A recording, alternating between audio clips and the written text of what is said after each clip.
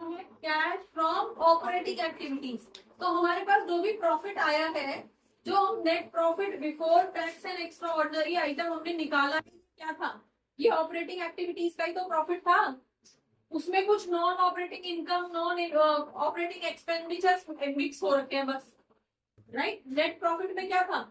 Operating income, operating खर्चे और कुछ नॉन ऑपरेटिंग इनकम और नॉन ऑपरेटिंग खर्चे भी इन्वॉल्व थे। उसके बेस पे हमारा नेट प्रॉफिट निकल के आया था, हमने 11th क्लास के अंदर किया था, ठीक है।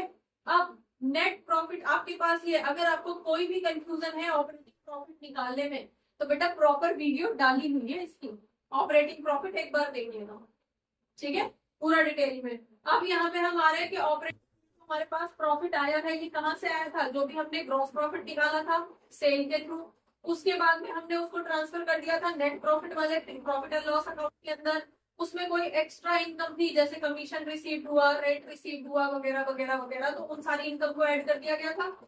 दूसरी तरफ हमने सारे खर्चे जो थे उनको हम वहां पे लिख दिया था, सैलरी दी और एडमिनिस्ट्रेशन खर्चे हुए, प्रिंटिंग खर्चे हुए, हमारे सेल से रिलेटेड खर्चे हुए, डेप्रिसिएशन लगा, इंटरेस्ट ऑन कैपिटल लगा, इंटरेस्ट ऑन ड्राइंग वगैरह वगैरह, मैनेजर का कमीशन वगैरह वगैरह सब हमने 2 साइड में लिखे थे। याद आ रहा है कुछ 11th का, है ना? वो सारा निकलने के बाद में हमारे पास क्या आया था? नेट प्रॉफिट, ठीक है। तो मतलब हमारे ऑपरेटिंग से रिलेटेड सारे खर्चे, सारी इनकम तो इसमें इंक्लूड हो चुकी है, राइट। तो हमें यहाँ पे जो सबसे पहली वैल्यू लेनी है वो लेना है नेट प्रॉफिट बिफोर क्या? Tax and extra ordinary item. ये तुम निकाल चुके हो पहले ही, कैलकुलेट कर चुके हो, तो जो कैलकुलेट करके वैल्यू आई है उसको रखोगे यहाँ पे। समझ में आ गया? ठीक है। देन अब यहाँ पे आपको ये वैल्यू कैलकुलेट करने के बाद में कुछ ऐसी इनकम थी जो कि खर्चे या मतलब कुछ ऐसे आइटम थे जो कि इनकम की फॉर्म में या खर्चों की फॉर्म में प्रॉफिट एंड लॉस अकाउंट में रिकॉर्ड तो हुए थे, लेकिन वो ऑपरेटिंग नेचर के नहीं थे। जैसे कि कमीशन पे पैसा रिसीव हुआ है, इंटरेस्ट रिसीव हुआ है, रेंट रिसीव हुआ था, तो रेंट आपका ऑपरेटिंग इनकम नहीं था। ऑपरेटिंग इनकम क्या होती है? जो बिजनेस के चीजों को सेल परचेज करके आप खरीद रहे हो, प्रॉफिट कमा रहे हो, वो ऑपरेटिंग एक्टिविटी है ना। अब आपकी जो फैक्ट्री थी वहीं पे एक रूम जो है या एक छोटा सा एरिया, गराज वगैरह कुछ भी था, खाली पड़ा था, आपने उसको रेंट आउट कर दिया, फैक्ट्री नहीं था, ठीक है, लेकिन उसको आप अपने बिजनेस ऑपरेशन के लिए काम में नहीं ले रहे हो, उसको क्या कर दिया आपने? रेंट आउट कर दिया। तो प्रॉफिट एंड लॉस अकाउंट में तो दिखा दिया कि इस फैक्ट्री से हमें ये भी इनकम हो रही है, बाय मतलब इसमें बाय रेंट करके दिखा दिया था, लेकिन वो ऑपरेटिंग इनकम नहीं थी आपकी, है ना? फाइन। तो ऐसी ही कुछ इनकम या ऐसे ही कुछ खर्चे जो नॉन ऑपरेटिंग नेचर के हैं वो भी यहाँ पे इन्वॉल्व हैं। तो सबसे पहले हमें उन चीजों को यहाँ से हटाना है, उन चीजों को एडजस्ट करना है, रिवर्स करना है, ठीक है।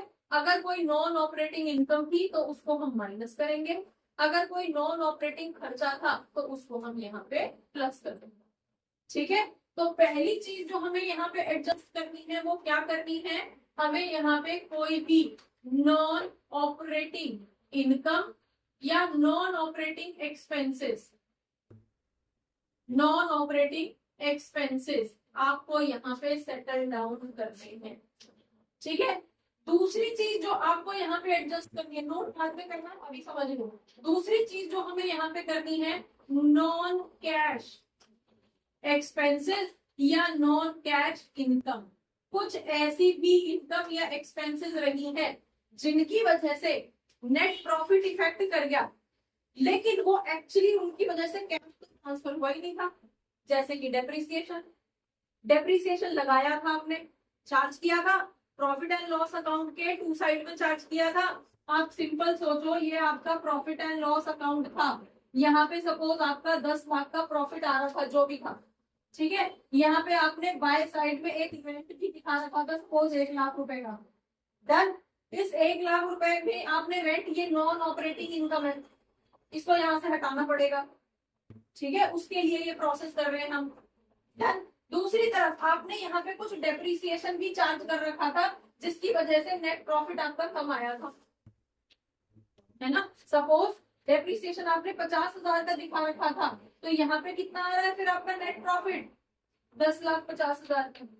जबकि अगर ये डेप्रिसिएशन नहीं होता तो आपका कितना प्रॉफिट होता, 11 लाख का। तो प्रॉफिट कम हो गया ना डेप्रिसिएशन की वजह से, हुआ या नहीं होता है या नहीं होता है। लेकिन डेप्रिसिएशन के नाम पे कौन से आपके पैसे खर्च हुए थे, क्या डेप्रिसिएशन के नाम पे पैसे खर्च होते हैं? तो ये तो नॉन कैश नेचर खर्चा तो है, एक्सपेंडिचर तो है। इस एक्सपेंडिचर की वजह से ये प्रॉफिट हमारा कम हुआ है, हमारे प्रॉफिट में इफेक्ट आया है, लेकिन वो कैश तो था ही नहीं, कैश तो कहीं नहीं गया। तो वो तो हमें वापस यहाँ पे ऐड बैक करना पड़ेगा, रिवर्स करना पड़ेगा। समझ में आया या नहीं?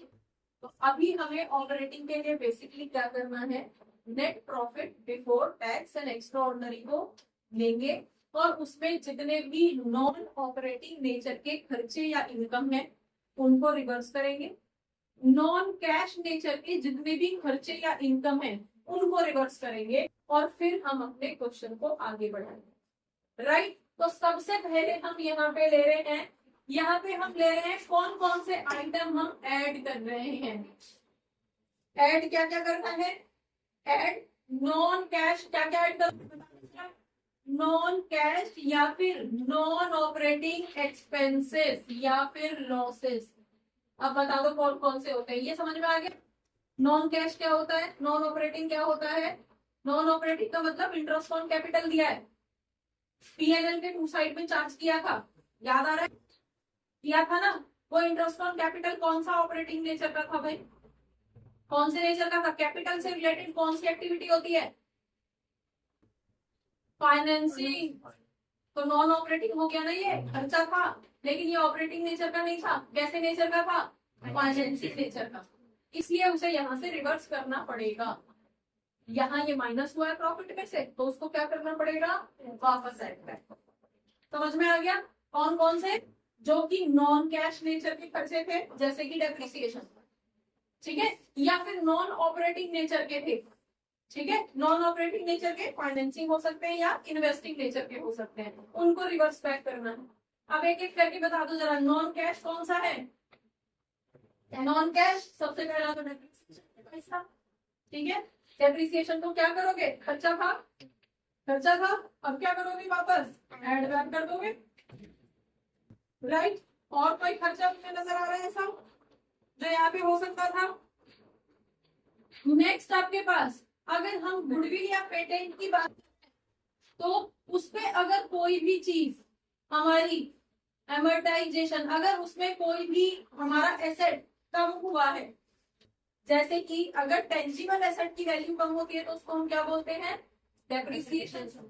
राइट, पहले पिछले साल ये 10 लाख की थी, इस साल इस पर 10% का डेप्रिसिएशन लग गया, इस बार 9 लाख की है, तो वैल्यू कम हो गई, तो ये 1 लाख का क्या दिखाया आपने, डेप्रिसिएशन। राइट, सिमिलरली जब इंटेंजिबल एसेट्स पे, इंटेंजिबल एसेट कौन कौन से होते हैं, गुडविल, पेटेंट्स, कॉपीराइट्स, ठीक है, ट्रेडमार्क्स, ये सब क्या है आपके इंटेंजिबल नेचर के फिक्स्ड एसेट है, ठीक है। तो जब इंटेंजिबल एसेट्स में की वैल्यू में फॉल आता है तो उसको हम एमोर्टाइजेशन कहते हैं। समझ में आ गया। तो अगर किसी तरह का कोई एमोर्टाइजेशन यहाँ पे हो रहा है तो ये एमोर्टाइजेशन भी यहाँ पे रिकॉर्ड होगा। समझ में आ गया। और ये एमोर्टाइजेशन किससे रिलेटेड है, ये इन्वेस्टिंग एक्टिविटी से रिलेटेड। डन। चलिए, और क्या चीज हो सकती है, कोई भी फिक्स्ड एसेट आपने सेल कर दिया है, loss on sale of any fixed asset. कोई फिक्स एसेट था, पुरानी फर्नीचर, पुरानी मशीनरी, पुराना कुछ भी बेच दिया और उसको बेच के आपको हो गया लॉस। लॉस कैसे निकालते हैं पता है ना, आगे निकालना है, डेप्रिसिएशन चैप्टर किया था 11th क्लास के अंदर, ठीक है। तो वहां पे आपने कोई भी मशीनरी जब आप सेल कर रहे थे तो उस पे होने वाला लॉस या प्रॉफिट कैलकुलेट किया था। ऐसा ही कुछ यहाँ भी आगे कैलकुलेट करना पड़ेगा, बहुत छोटा सा, इतना बड़ा नहीं, बहुत छोटा सा करना पड़ेगा, ठीक है। लेकिन अगर कोई लॉस हुआ है डायरेक्टली दे रखा, डायरेक्टली समझ में आ गया, क्लियर।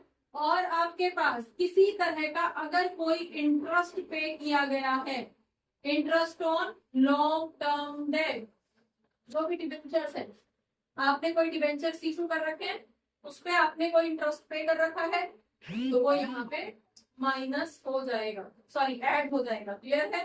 तो इसी तरह के कोई भी खर्चे हैं, देख लो अपनी बुक पे एक बार नजर मार लो, सारे कौन कौन से हैं ये, डेप्रिसिएशन, एमर्टाइजेशन, इंटरेस्ट कोई बैंक ड्राफ्ट पे या किसी पे कोई इंटरेस्ट पे किया गया है, बोरोइंग, शॉर्ट टर्म बोरोइंग्स पे भी अगर आपने कोई भी इंटरेस्ट पे किया गया है, ठीक है।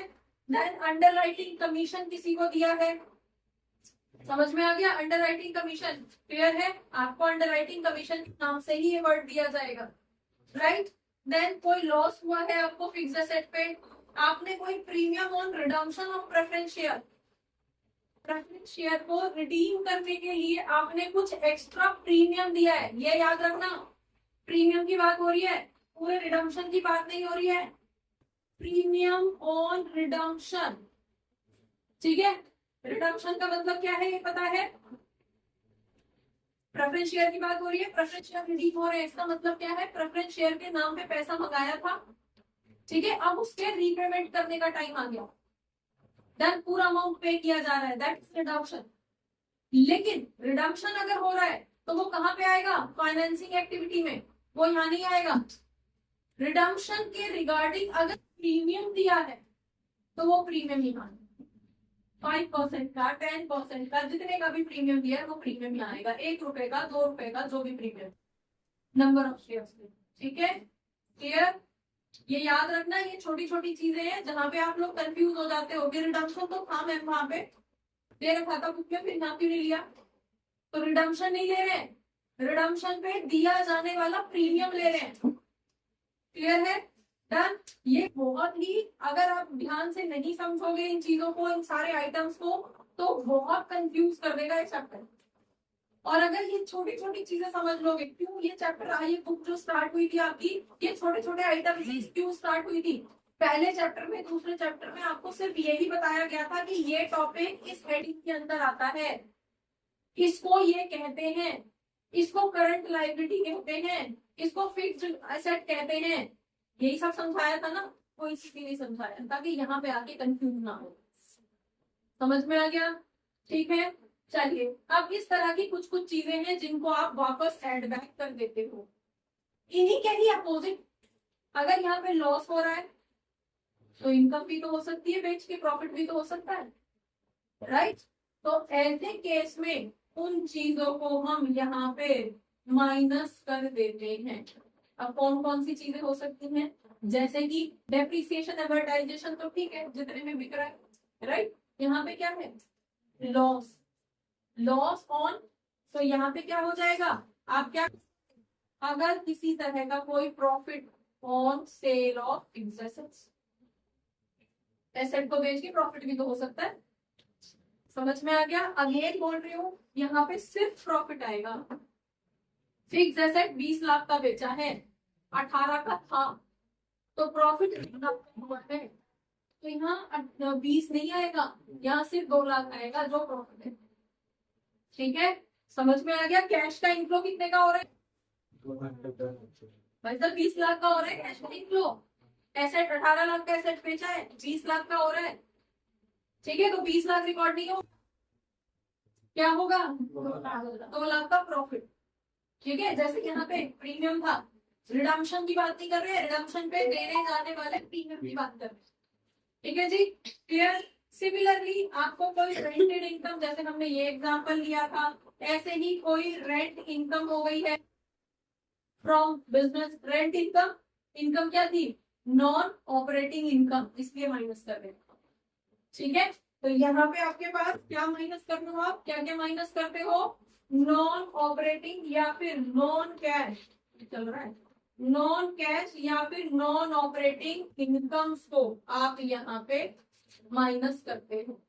क्लियर है? यहाँ पे क्या प्लस किया था? Expenses and losses. Done? Clear? कुछ लोगों की शक्लें तो ऐसी हो रही है कि मैम बस इसमें वो लाइट दिख रहा है, ये रेड वाला मार्कर।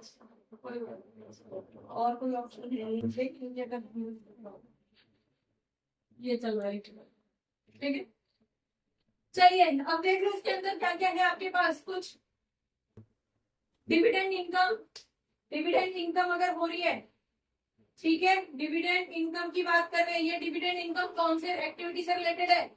अगेन फाइनेंसिंग, क्योंकि आपने किसी का शेयर इन्वेस्टिंग आपने क्लियर। तो इस तरह की कुछ इनकम है। और एक और चीज आपके पास कई बार आती है, जो आपने डाउटफुल डेट के लिए प्रोविजंस बनाए हुए थे। कई बार देखा होगा कि हम यूजुअली प्रोविजन एक्स्ट्रा बना लेते हैं पार्टनरशिप अकाउंट के अंदर, डन। लेकिन कुछ क्वेश्चंस इस तरह के आए थे जहां पे प्रोविजन घट रहा था। पहले आपने 10,000 का बनाया हुआ था, अब कुछ जो भी बेड डेट हुए, जो भी एडजस्टमेंट हुई, फिर 5% आपको न्यू प्रोविजन बनाना था। इस तरह से करके प्रोविजन में कुछ चेंज आया था। और प्रोविजन जो है अब की बार सपोज 5% बनाना था, तो मेंटेन जो है वो आपको अभी सिर्फ 8,000 करना है। तो 2,000 का प्रोविजन आपका बच गया, फॉल आ गया प्रोविजन में। तो अगर कुछ प्रोविजन में फॉल हुआ है, decrease in provision for doubtful debt, अगर इस तरह की कुछ सिचुएशंस आपको दी गई है, तो इसका मतलब क्या है? ये तो आपके लिए इनकम है ना, फायदा हुआ ना। इधर ही को लिखे थे increase in provision for doubtful debt, यहाँ पे था ना डिक्रीज। तो इस तरह की चीजें आपकी सारी नॉन ऑपरेटिंग इनकम बोली जाती हैं, और उनको यहाँ पे आप माइनस करके हो। डन। जब आप इस तरह की चीजें यहाँ पे प्लस और माइनस कर देते हो, तो यहाँ पे जो वैल्यू निकल के आती है, that is cash from operating activity. ठीक है, बिफोर, अभी आपकी ऑपरेटिंग कंप्लीट नहीं हुई है, अभी इसमें 2 फेज और चलेंगे, तब जाके निकल के आएगी ऑपरेटिंग एक्टिविटी।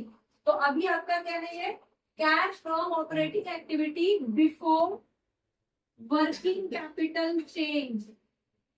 ठीक है, before change in working capital. समझ में आ गया? यहाँ तक क्लियर है? बच्चों, होपफुली बहुत सारे डाउट्स इस क्लास से रिलेटेड, इस टॉपिक से रिलेटेड आपके क्लियर हुए होंगे इस क्लास को देखने के बाद में। अगर रियली आपके कुछ डाउट्स, आपको ये क्लास अच्छी लगी है, तो आप इसको लाइक करिए, सब्सक्राइब करिए और अपने फ्रेंड्स के साथ शेयर करिए। Thank you for watching. Keep watching. Don't forget to share. Keep sharing.